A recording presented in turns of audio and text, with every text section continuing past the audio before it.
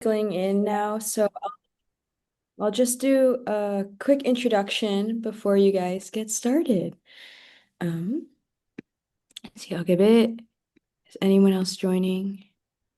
No, it looks like it stopped. Okay, let's get started, everyone. I'd like to introduce our topic, networking in unsuspecting places, presented by Nathan Cordell and Jenny Swilinski. Thank you for sharing your expertise with us. You guys may now begin. So Jenny, I'm going to share my screen and we can just Great. rock Thank and you, roll. Rachel.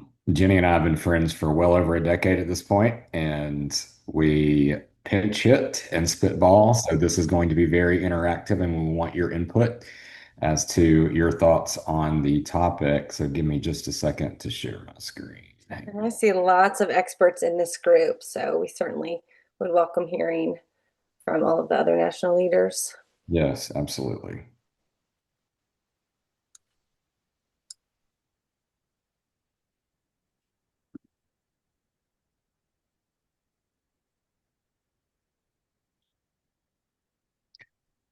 All right. So our topic today is networking in unsuspecting places. And I'm a pro at it. I'm not going to lie to you about it. I have met a lot of my clients. I'm an attorney, for those of you who don't know, and I've met a lot of my clients in very unsuspecting places. So it's an interesting topic for me, and I'm sure Jenny can also say the same.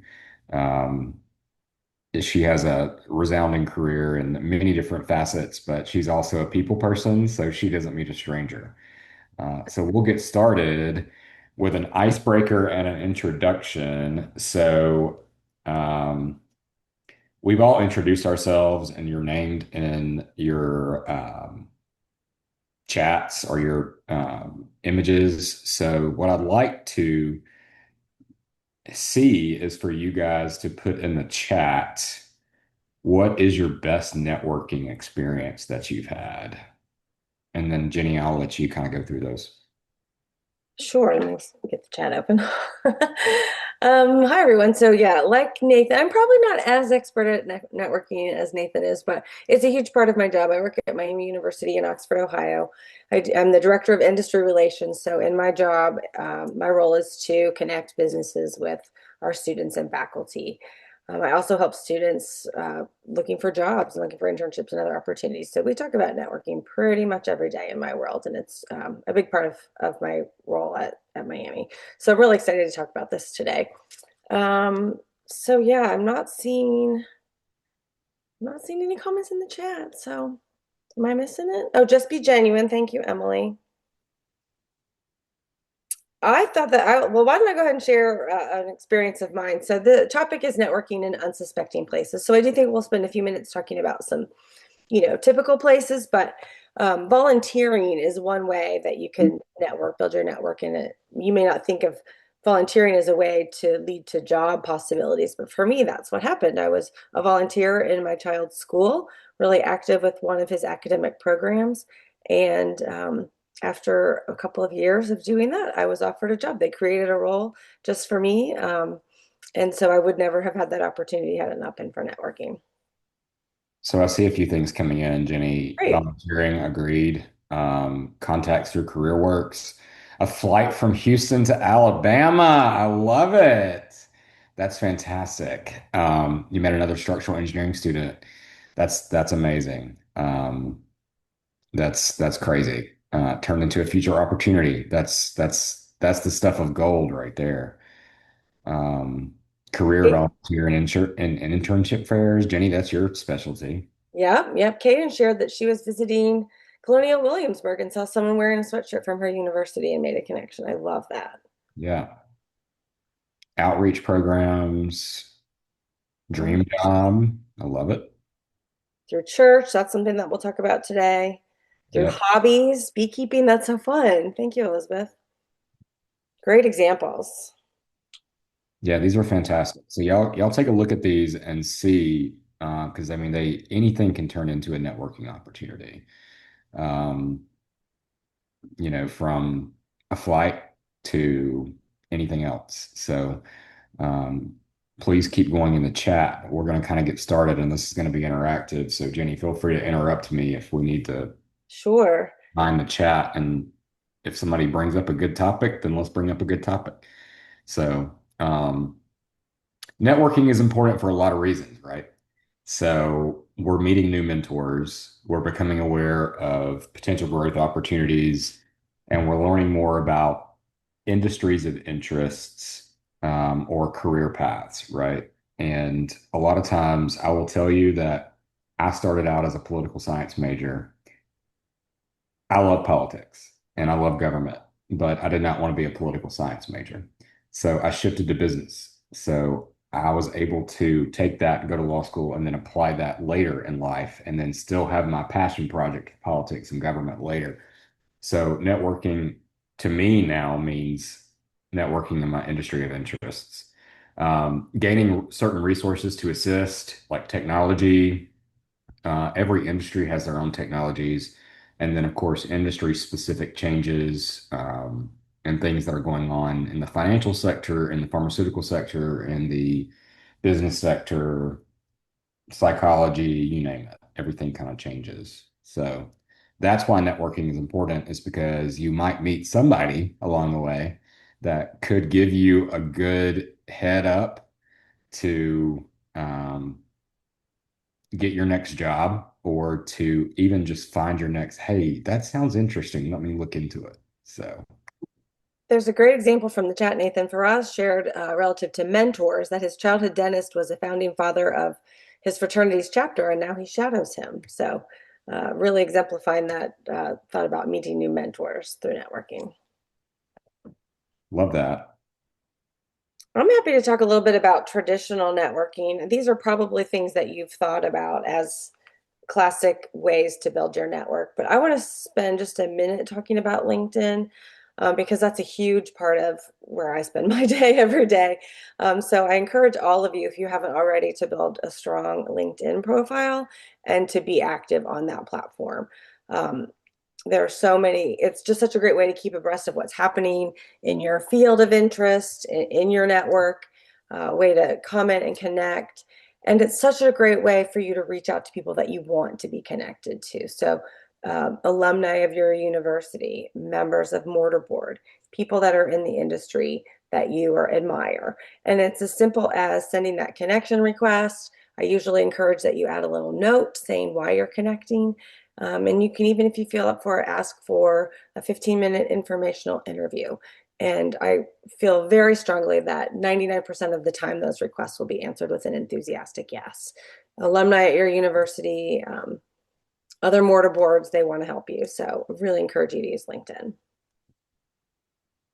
Yeah, Jenny, so you've been involved in your local chamber, both professionally. So if you can speak to that and the importance of, and I can too, as a former chair of a chamber of commerce. So we'll Yeah, both. chambers of commerce are a great way to get involved in your community and to meet business leaders. So Nathan and I both have experience at our relative chambers.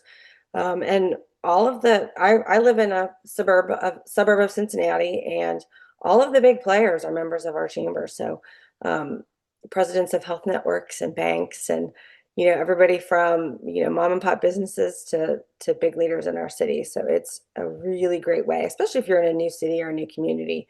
It's a great way to start building your network and meet new people. And the neat thing about chambers is that people are there because they want to network. So it's not like going to like a big awards event or something where people are, already have their groups. Everybody who's there knows what the purpose is and they're there to network. So highly recommend that.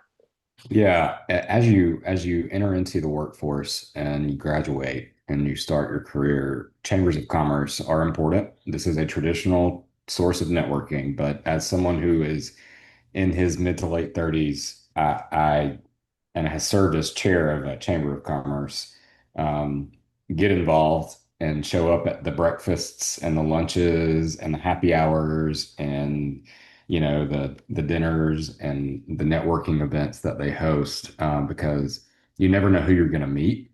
And one of the things that I love to say is that our biggest investment is in people and ourselves. And if we invest in ourselves and if we invest in other people, then we can connect each other and this network starts to form.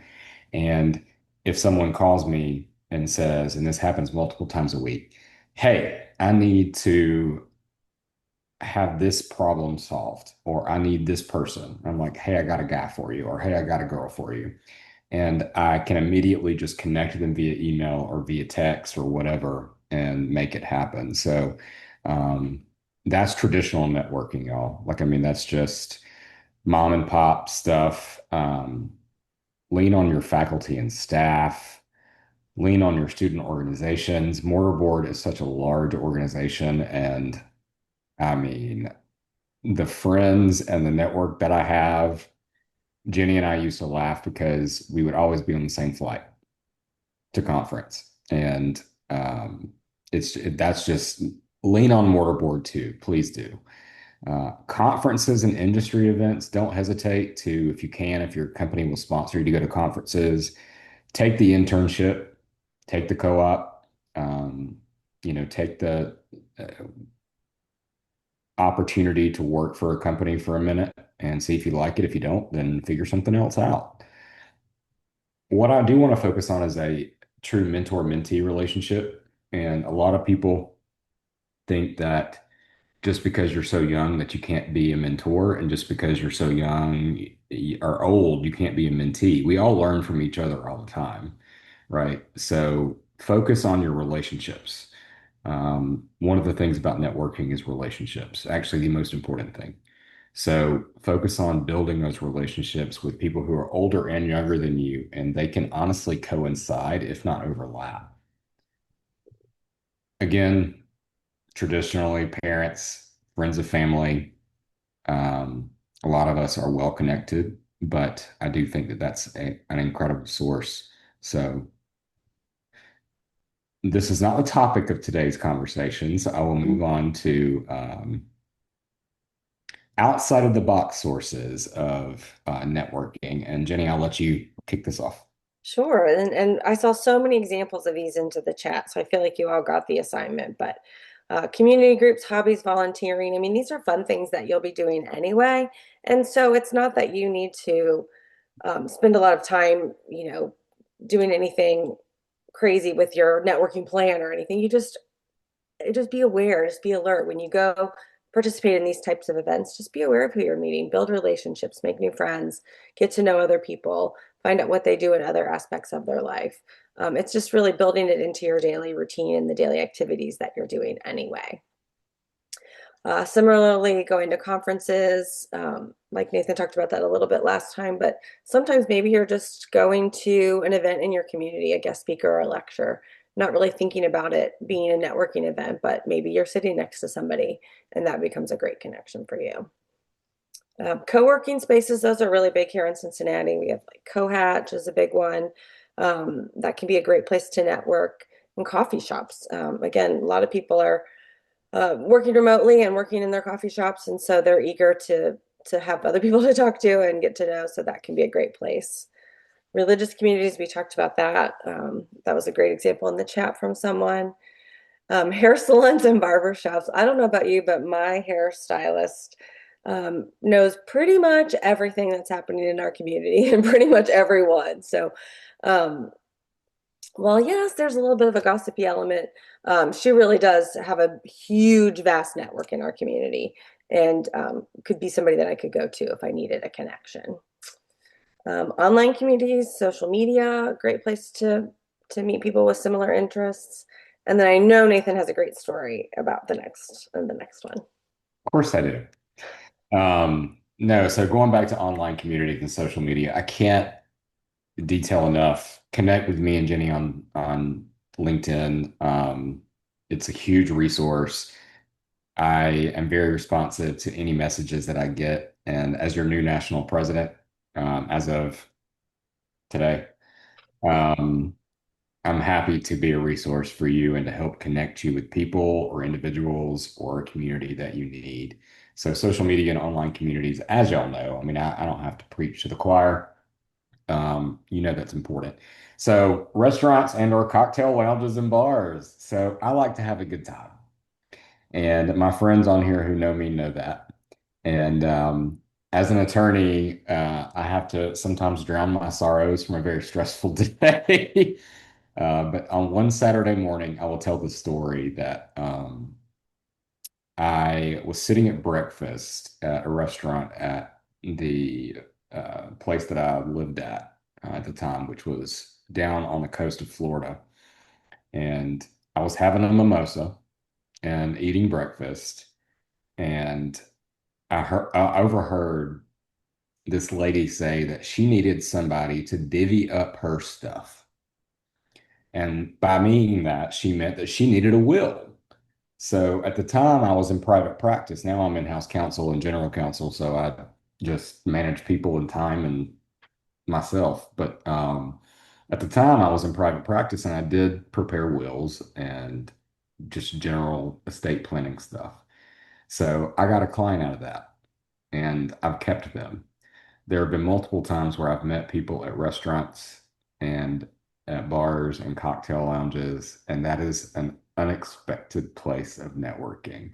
So make sure that if you are having a cocktail, if you are having dinner, that you're on and that you're present and, sure, you can have a drink or two, um, and just make sure that, you are observant as far as from an auditory perspective, but also you're reading the room.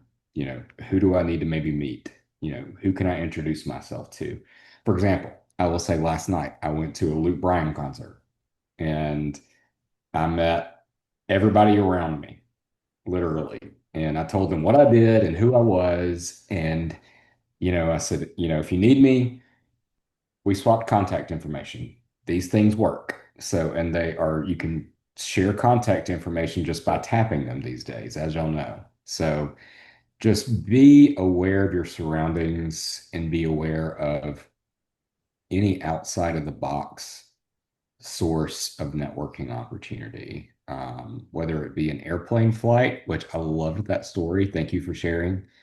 um, you know, riding a bus with somebody and you just having a conversation and figuring out that you might have something in common, or being able to share an experience and then become a friend with somebody, and who knows what that might turn into in 5 years. So just be cognizant and be aware of your surroundings and who you're communicating with and how you're communicating as well, and being open to anything. So, Jenny, you have anything else to add on that one? Nope, I was going to move us on to the tips for successful networking. Do that. If you're ready. Yep. So the one that I wanted, there's a couple things I want to highlight here, but I did want to highlight the second point, which is listen more than you talk. I think that um, when I meet somebody new, I get really excited and I want to share my whole life story. And sometimes I'm guilty of talking too much, and I need to remind myself to take a step back and listen and really focus and not be thinking about the next thing that I want to say, but really listening to what they're saying. And like Nathan said in the previous slide, that really helps you to be open and get to know them better. And again, not from a lens of Well, what can you get from knowing that person, but just truly genuinely getting to know them, and building that relationship that could then lead to some sort of connection that would be helpful down the road. We lost our slides, Nathan. sorry, y'all saw Nash, my dog, for a minute. Yeah, I agree with that. I would also say that just again, be open to networking where you find it. Sometimes they are in the most unusual places that you can find them. It can be in a grocery store, it can be in a bar, it can be in a restaurant, it can be on an airplane, it can be on a bus, a train, it can be international. Um, I will say that as an Alabama fan, I will take a point of personal privilege and say that I've gotten roll tide in many places that I did not expect to get a roll tide. So, um, just be open and be receptive and be respectful. Um, Follow up. I mean, honestly, if you get a business card from an event or if you get somebody's contact information, I will tell you this past week, I went to an event and I shared contact information with a couple of people, and they sent me a text the next morning, and I immediately responded with great to connect with you. That's all it takes. Just a simple great to connect with you. Look forward to a continued conversation. Um, Offering value. Jenny, what say you on that?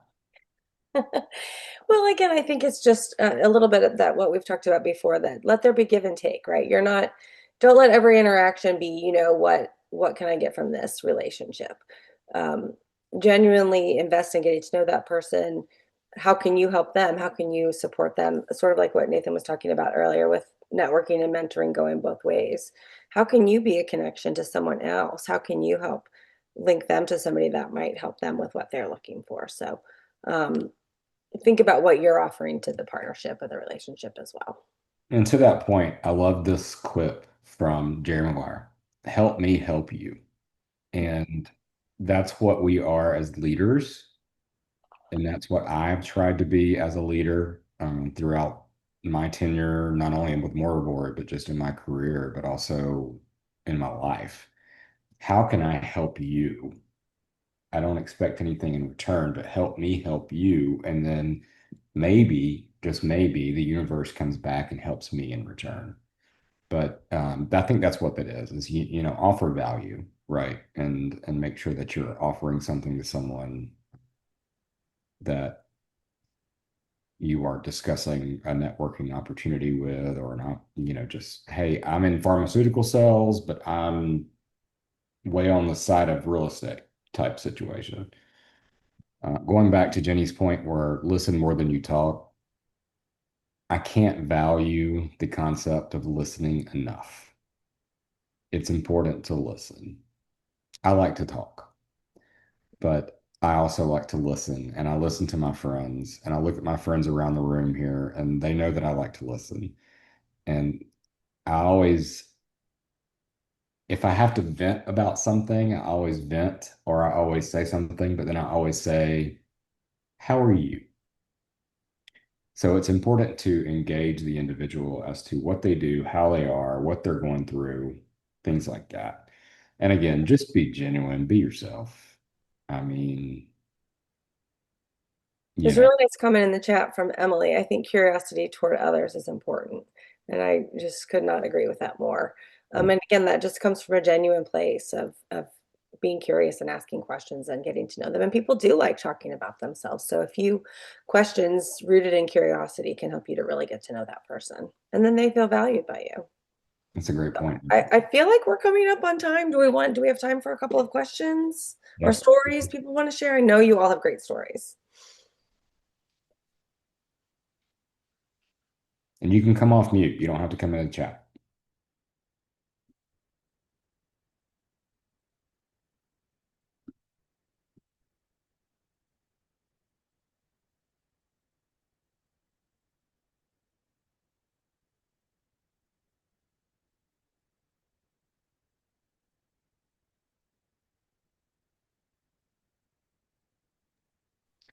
Some advice on how we can maintain connections. Ooh, that's a tough one. Um, I will say in the 21st century and with the advent of LinkedIn and social media, that's probably my first go-to, but also touch points. Um, and regular, like, hey, how are you type emails or text messages. But I've found that my most important connections have come from folks who I don't have to do that with. If I need them, they're there. If they need me, I'm there type situation. Jenny, do you have a comment? Yeah, I know that they're getting ready to send us back. So I just wanted to add, oh gosh, there's other good questions too. I am a big believer in putting calendar reminders in. So if there's somebody I want to follow up with, I put a reminder in my calendar for a month, 2 months, 6 months to make sure that I follow up with that person. So that's how I maintain connections. Persistent without being bothersome and not losing contact. That's a great question. Again, I think it can be just a quick touch base, just checking back. We talked about this last month, just circling back. I think again with email or LinkedIn messaging, I think it's a little less pressureful than like picking up the phone and calling somebody. So I don't think it's, people get busy and email messages get buried, and sometimes they've just, um, forgotten to follow up but meant to. So I think it's okay to send a quick message of checking in. And briefly for Mariah at Ohio Northern, I will say, as far as an elevator pitch, what you should emphasize the most about yourself, be true to yourself and be true to your experience and be true to what you believe in and be true to what your education provides. So keep it, of course, as you know, a couple of minutes and just say, hey, this is who I am. This is what I believe in. This is what my experience is, and then leave it at that. So. And feel free to practice it, especially if it's for something like a career fair or an interview. Practice it out loud. Practice it to your family. Practice it to your dog. But practice saying it out loud.